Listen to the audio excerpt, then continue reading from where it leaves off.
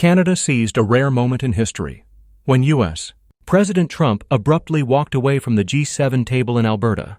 Prime Minister Mark Carney stepped in and rewrote the rules in seconds. In a whirlwind 24 hours, Canada signed a bold Arctic-Pacific defense deal with South Korea, launched a $544 million development guarantee for Latin America, and laid the foundation for a Europe-Asia Critical Minerals Alliance. Then came the words that echoed louder than applause. Nostalgia is not a strategy. Was the Alberta Summit the rise of a new northern power in global diplomacy, or the first tremor of worldwide chaos? Let's break down what really happened. Before we dive in, don't forget to subscribe, hit that notification bell, and like the video to stay updated on game-changing global stories like this one. Trump's unexpected exit didn't just break protocol, it broke the gravitational pull of U.S. dominance. With Washington absent, Canada moved fast. Ottawa gathered three of the most powerful agenda threads: defense, global development, and raw materials, and wove them into its own strategy. A role long monopolized by the U.S. was suddenly up for grabs. Carney, standing firm in the summit's final press conference, said, "This week we tried a new geometry of working together. But this wasn't a temporary fix, it was a signal. The U.S.-centric G7 model is cracking." In a high-stakes bilateral with South Korean President Lee Jung, his first appearance abroad since his June 3rd win, Carney upgraded a once LNG-only trade relation to a full-scale defense industry partnership. Canada will receive Korean-made surveillance tech for its Arctic fleets. In return, South Korea gets the green light to build 2 hybrid patrol ships using Canadian designs. In doing so, Ottawa invited Seoul into the Five Eyes defense circle. Long dominated by Washington and the Americans, they weren't even in the room.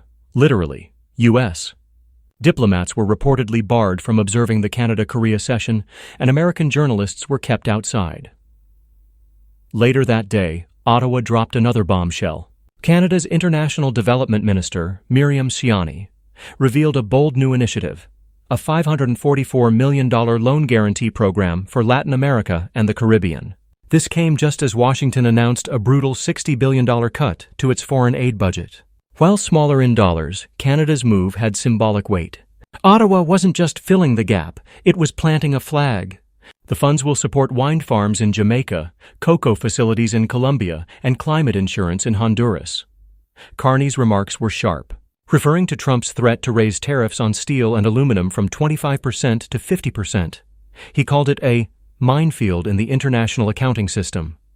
When asked if the U.S. might reverse the tariffs, Carney coolly replied, "We will use the tools at our disposal as necessary." Canada's stance on Ukraine was just as firm. Carney lamented that the final G7 communiqué had been softened by Trump's team, filled the adding, diplomatic vacuum "If the created text by had been US left to President us, Trump's we would have written it sudden more departure." strongly." Still, Ottawa announced $3 billion in new loans to Kyiv, alongside drones, ammunition, and infrastructure aid. Europe applauded. Russia noticed. And then came the most surprising signal yet. Canada may join Israel's Iron Dome missile defense network. Trump mocked the potential $71 billion cost, but Carney dismissed the price tag. "It's not about money, it's about strategy. Our geography is no longer a shield."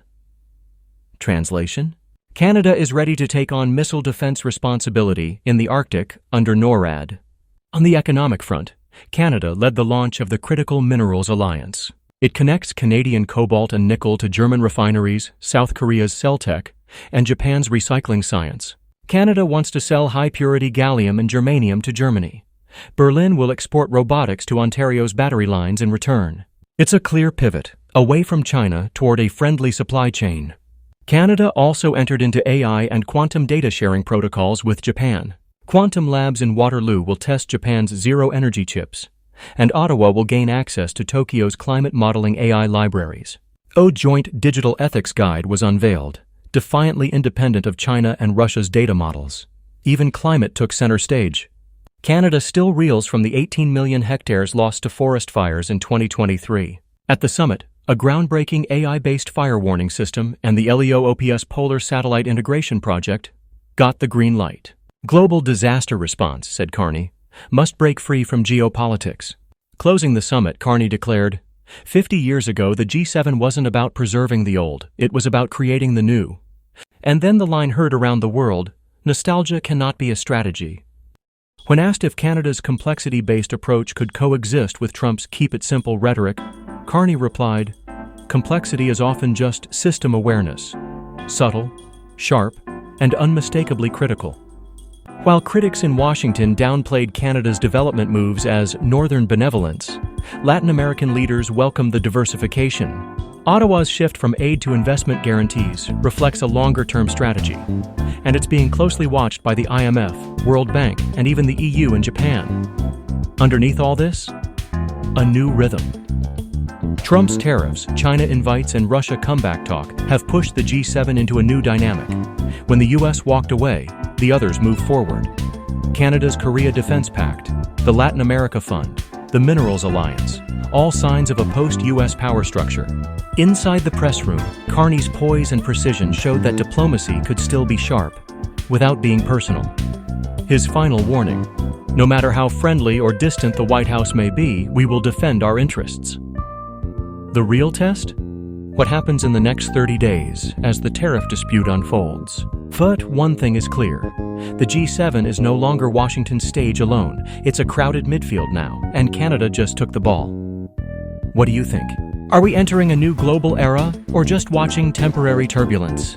Let us know in the comments, and be sure to subscribe and turn on notifications so you don't miss our next deep dive into global power shifts.